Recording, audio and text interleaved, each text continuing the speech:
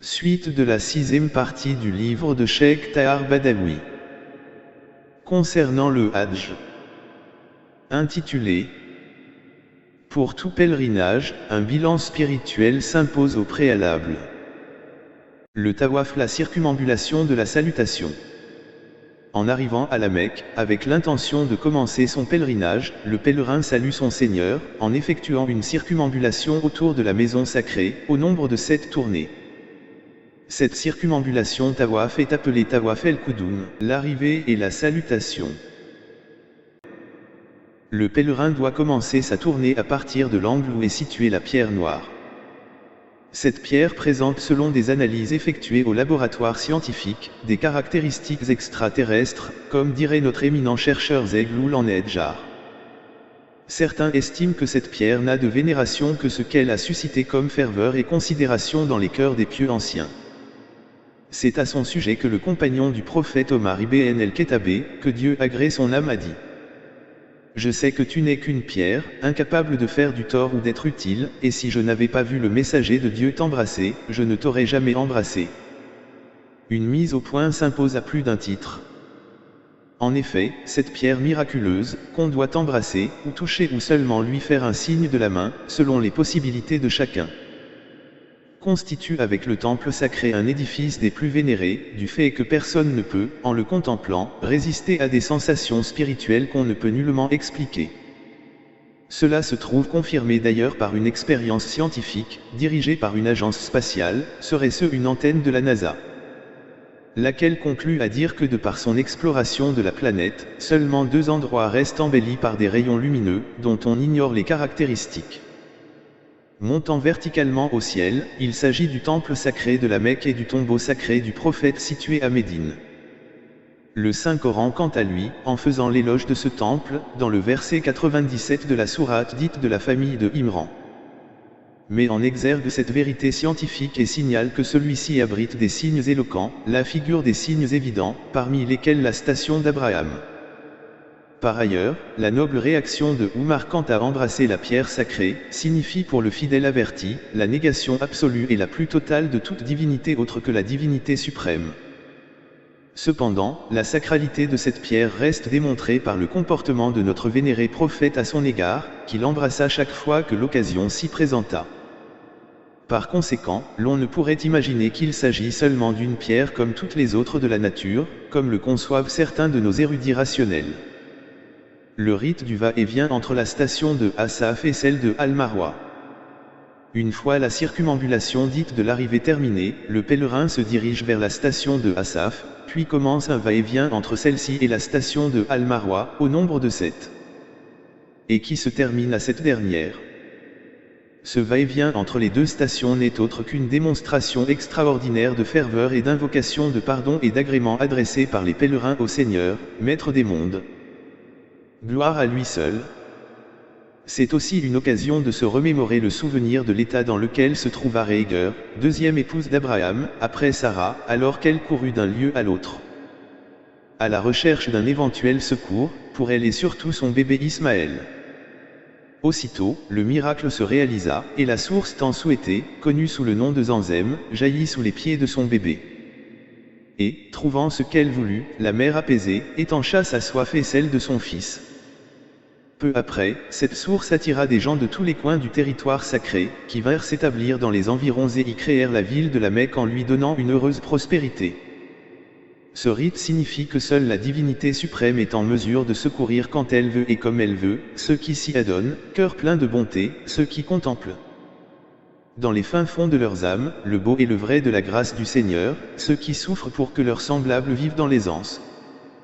Ce va-et-vient de la mère d'Ismaël, devenu rite sacré du pèlerinage et l'un des fondements qu'on ne peut remplacer par aucun acte cultuel, nous permet pour les besoins de la cause évoquer la place privilégiée que l'islam réserve à la maman. C'est ainsi que le prophète salut divin sur lui conseilla ardemment un de ses compagnons et à 3 reprises, d'obéir et de bien servir sa mère, la 4e fois, pour son père.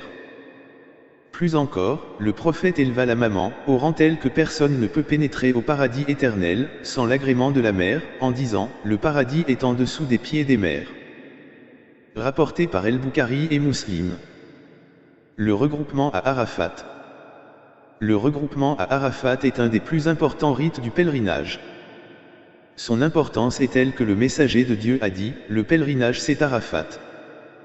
Il s'agit par conséquent, d'un regroupement où s'exprime la ferveur religieuse la plus sincère où, l'homme, prend vraiment conscience de sa faiblesse et de son besoin à demander aide de son Seigneur. Et où, la vanité de la vie matérielle et tous les autres complexes du moi, s'annihilent d'eux-mêmes. En ce jour béni, les souvenirs du passé illuminent les âmes des pèlerins, telles une lumière éblouissante et leur font revivre la scène où le messager de Dieu salue divin sur lui s'adressa à leurs ancêtres en les exhortant à être sincères dans leur foi et respecter les droits et les devoirs envers leur Seigneur et envers eux-mêmes pour que tous les hommes, sans distinction de sexe, d'ethnie, de race ou de religion, puissent vivre en frères entre eux-mêmes et égaux devant Dieu. C'est ce jour-là, que la révélation du ciel s'acheva et que le verset ci-après fut révélé, « Aujourd'hui, j'ai parachevé pour vous votre religion, et accompli sur vous mon bienfait. Et j'agrée pour vous, l'islam comme religion » sourate dite Al-Amida ou dite la table servie verset 3. Les rites de Muzdalifa et de Mina. Après avoir terminé sa halte à Arafat, le pèlerin se dirige vers Muzdalifa, trajet décrit par le Saint-Coran que voici, puis quand vous déferlez depuis Arafat, invoquez Allah au repère sacré, où il doit pratiquer les deux offices de prière El-Meghrib et El-Isha simultanément, en réduisant à 2 rakats, seulement, la prière de El-Isha. Le coucher du soleil étant déjà observé sur le mont Arafat.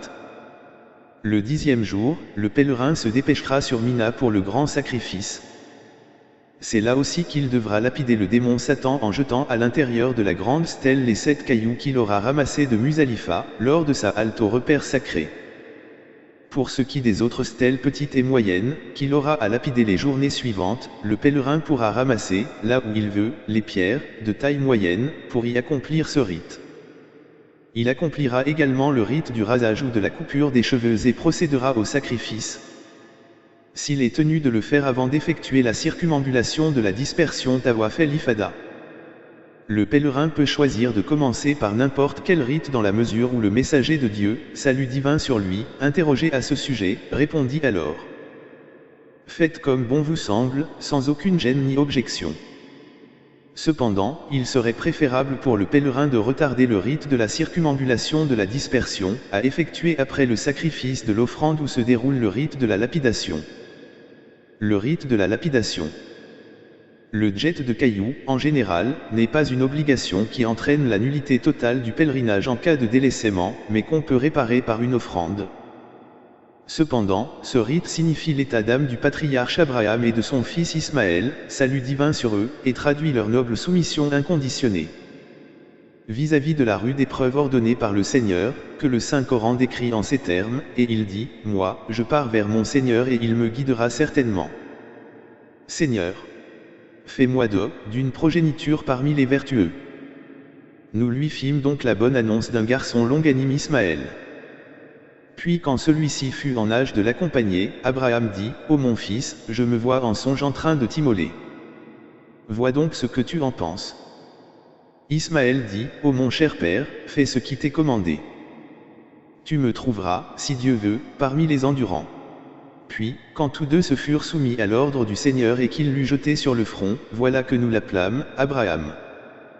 Tu as confirmé la vision. C'est ainsi que nous récompensons les bienfaisants. Ce fut là, certes, l'épreuve manifeste. Et nous le rançonnâmes, d'une immolation bénie. Et nous perpétuâmes son renom dans la postérité. Paix sur Abraham. Ainsi récompensons-nous les bienfaisants, car il était de nos serviteurs croyants. Nous lui fîmes la bonne annonce d'Isaac, comme prophète d'entre les gens vertueux. Sourate dite ASFEFT ou dite les rangées. Versets de 99 à 112. Par la grâce de Dieu, notre prophète Abraham surmonta avec succès toutes les épreuves découlant de sa noble mission, depuis la fournaise du roi Nemrod, de laquelle il sortit sain et sauf jusqu'à l'immolation de son fils Ismaël. En guise de récompense et d'agrément, le Seigneur lui annonça la naissance prochaine d'un second fils, Isaac, cette fois de son épouse Sarah, qui fut longtemps stérile. Puis ce fils sera père de Jacob que le Saint-Coran surnomme Israël, contrairement aux allégations mensongères des gens du livre juifs et chrétiens. qui, par haine et jalousie à l'islam. Ni catégoriquement l'immolation du fils aîné d'Abraham, parce qu'il est le premier ascendant de notre prophète Mohammed, salut divin sur lui, et considère par conséquent que c'est le fils Isaac qui fut celui appelé à l'épreuve. En effet, le Saint-Coran lève cet équivoque que voici, nous lui annonçâmes la venue d'Isaac comme prophète d'entre les justes. Et dans un autre verset, il précise, nous lui annonçâmes qu'elle, son épouse Sarah, donnerait naissance à Isaac et qu'Isaac aurait un fils, Jacob. Sourate dite HD verset 71. Ce qui signifie aisément que le prophète Jacob naîtra de leur vivant et sera donc parmi sa descendance. Comment pourrait-on imaginer Isaac, alors nourrisson, face à l'épreuve d'immolation, d'autant plus que le Seigneur qualifie le garçon à immoler, de clément et de magnanime.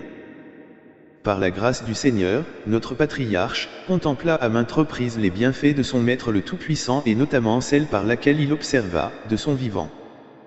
À l'âge de 180 ans, ses petits-fils, d'Ismaël et d'Isaac, formant à eux seuls une tribu de chevaliers du devoir.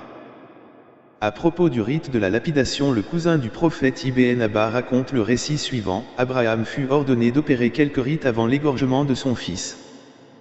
Le premier fut le parcours ayant pour finalité l'obéissance du Seigneur, mais aussitôt le démon survint pour l'empêcher d'obéir à Dieu qui lui ordonna, comme preuve sublime de piété et d'adoration, d'immoler son fils, bien-aimé. Abraham put le devancer et l'emporta sur lui. Puis l'ange Gabriel, que Dieu le bénisse, mena Abraham à Djanra el-Aqaba, grande stèle de nos jours, mais comme le démon le devança, Abraham le lapida par 7 cailloux et le chassa. Et la même scène se répéta auprès de la Djanra moyenne. Ces rites achevés, Abraham dressa son fils sur le front pour appliquer l'instruction divine. À ce moment-là, une voix venant du ciel interpella Abraham de derrière en lui rendant hommage, « Ô Abraham, tu as exécuté ton rêve. » Il regarda derrière lui et vit à sa disposition un bélier blanc, cornu et aux prunelles noires, pour être égorgé à la place du bien chéri. La lapidation reste donc un acte symbolique par lequel le pèlerin exprime sa volonté de rejeter les penchants maléfiques de l'âme. Geste qu'il renouvelle plusieurs fois pour montrer sa détermination à ce sujet.